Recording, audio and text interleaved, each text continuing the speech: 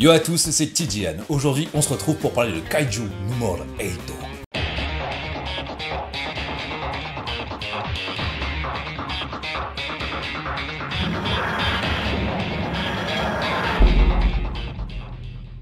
Alors Kaiju numéro 8, c'est un manga qui a eu pas mal de pubs sur les réseaux lors de sa sortie, on en a entendu beaucoup parler. Et j'ai qu'une chose à dire, merci Kazé d'avoir fait de la pub pour ce manga, parce que du coup, à force de le voir sur les réseaux, j'ai été tenté de le lire. Donc quand on a envie de connaître un manga sans forcément l'acheter, parce qu'on sait que les mangas c'est pas gratuit, et on lit les scans. Et forcément, du coup Kaiju, j'ai lu les scans et j'ai été bluffé, j'ai vraiment kiffé le principe de ce manga. Ouais, vous le savez, je vous parle en général de plusieurs mangas, je vous fais découvrir certains mangas, ou du moins je vous parle de certains mangas que j'ai découverts. Et à chaque fois, si je vous en parle, c'est parce que je les ai kiffés. Il est assez rare que je vous parle d'un manga que je n'aime pas. Bon, à part Mashle, qui est une exception. Mais je trouve que c'est plus simple de parler d'un manga, ou du moins d'un sujet, quand on a la passion ou quand on apprécie vraiment la chose. Bref, Kaiju numéro 8. Alors, rapidement, qu'est-ce que Kaiju sans spoil? Un petit peu quand même, mais seulement sur le premier tome. Ce manga, écrit par Naoya Matsumoto, 5 ans après son dernier chef-d'œuvre, qui a été moins connu en France, commence au Japon. Bah oui, forcément, la plupart des mangas se passent au Japon. Japon, un endroit où des monstres apparaissent fréquemment. Ces monstres sont les Kaiju. Les Kaiju ont plusieurs forces, plusieurs types de dangers. Et en fait, ce sont des fortitudes avec des numéros 1, 2, 3, 4, 5, 6, etc.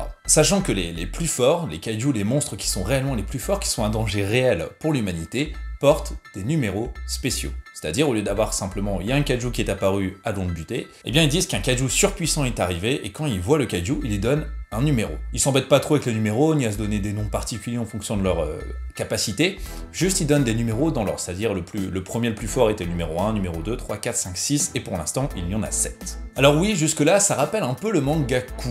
Ce manga dont je vous avais parlé à l'époque, et qui raconte aussi l'histoire de monstres qui arrivent sur Terre dans des formes d'œufs, et qui sont plus ou moins puissants, qui sont une menace ou non pour l'humanité.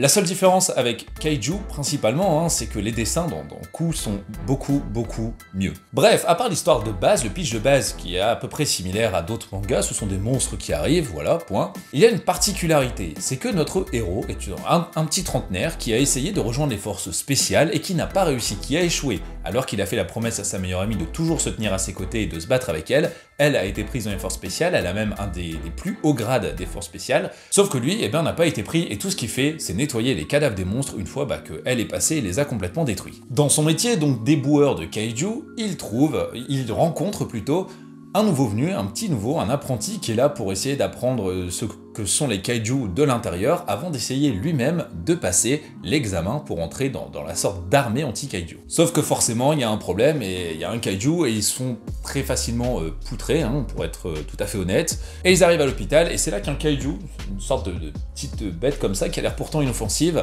entre dans la bouche de Kafka Ibino, qui est le personnage principal de Kaiju numéro 8, et notre héros passe de ça à ça, qui est plutôt badass, mais qui est un Kaiju, le Kaiju numéro 8. Et toute l'histoire, au moins jusqu'au tome 4, qui sont pour l'instant tous les scans qui sont sortis, va tourner autour de ça, autour du fait que le héros principal, qui a la trentaine, est habité par un Kaiju, ce qui veut dire qu'il a une forme Kaiju, qu'il ne sait pas forcément contrôler au début, et une forme humaine.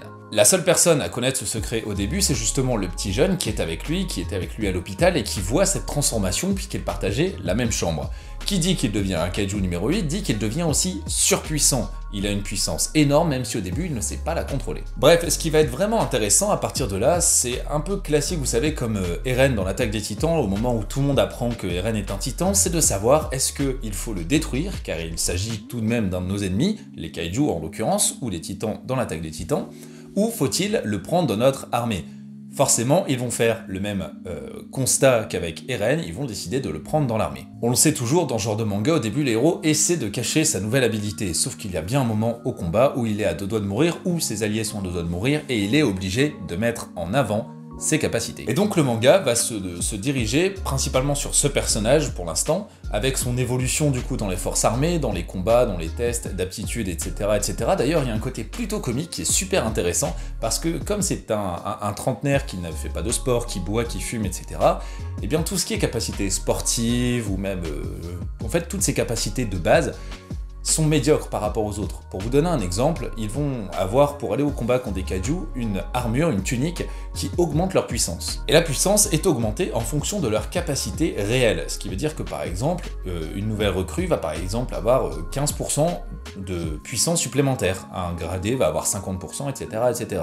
Sauf que lui va commencer avec, il me semble, 0 ou 1%, parce qu'il est vraiment nul. Surtout que le personnage en lui-même est assez comique, il est nonchalant et des fois un peu bête, ce qui fait que le personnage en devient encore plus intéressant. Bref, du coup, dans l'histoire du manga, on va avoir l'évolution de ce personnage dans l'armée, l'évolution avec les personnes qui l'entourent, l'évolution des personnes qui l'entourent d'ailleurs, puisque, comme souvent dans ces moments-là, ils sont une génération, lui et tous les plus jeunes, je dirais les petits jeunes avec qui il est dans son escadron, qui sont d'un coup beaucoup plus forts que les années précédentes. C'est souvent comme ça dans ce genre de manga, puisque c'est aussi ce qui permet d'arriver à la fin du manga, par exemple, là j'imagine, à réussir à éradiquer tous les kaiju, ou à comprendre d'où ils viennent. La question qu'on se pose, et qui va aussi nous suivre pendant une bonne partie du manga, c'est pourquoi est-ce que cette petite créature, ce kaiju, a décidé de l'habiter lui? Pourquoi est-il entré à l'intérieur de son corps? Forcément, tout ne va pas se passer super bien, il va y avoir des difficultés, des kaiju encore plus puissants qui vont réussir à vouloir détruire la Terre, le corps des armées, et bref, c'est très intéressant du coup, parce qu'on a plusieurs choses, on a ce personnage qui évolue, ce personnage qui doit faire avec cette nouvelle force qui entre en lui, et savoir comment gérer ça, comment gérer le fait qu'au final,